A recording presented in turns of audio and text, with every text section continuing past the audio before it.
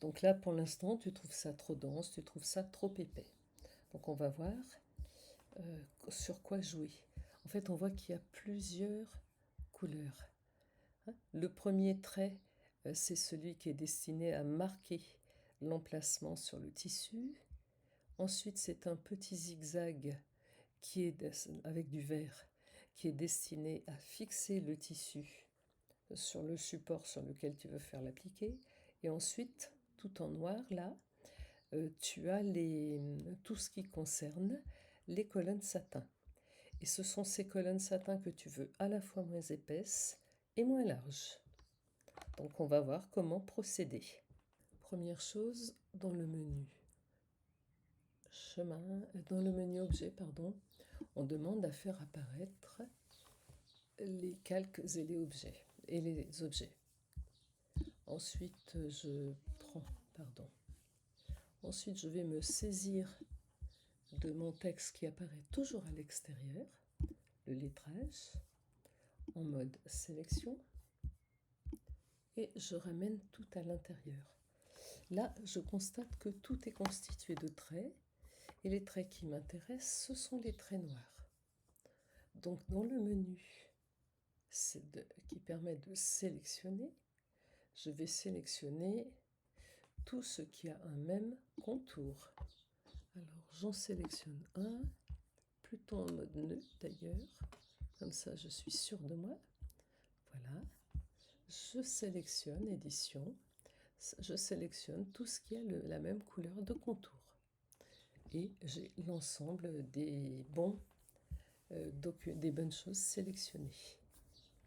Je m'en vais paramétrer. Donc, menu paramétrage de l'extension de Inkstitch.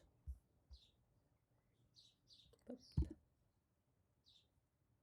Voilà. Et ça, c'est la partie supérieure, c'est la dernière partie. Alors, tu trouves que c'est trop épais. Donc, la première chose à faire, c'est d'enlever la sous-couche zigzag. Tu vois la petite sous-couche qui est dessous, qui donne de l'épaisseur. Eh bien, on l'enlève. On était à 4600 points. On tombe à 3800.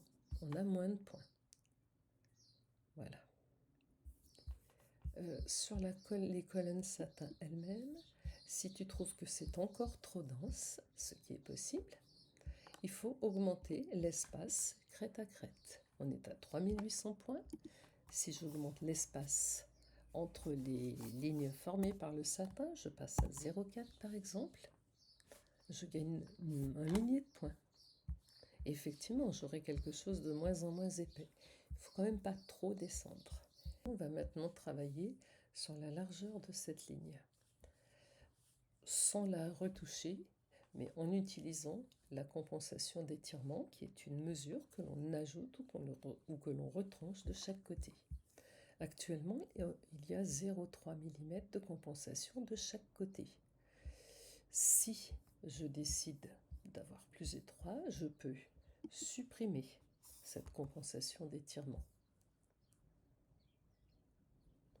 On est un peu plus étroit. On pourrait presque la rendre négative. Là, il faut se méfier parce qu'on va tomber assez rapidement sur la même taille que le zigzag de dessous. Donc attention, pas de compensation, oui, moins de compensation, voire une négative, moi j'arrêterai bien là.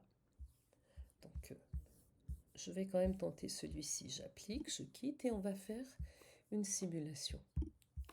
Donc là je sélectionne tout, voilà, et je simule.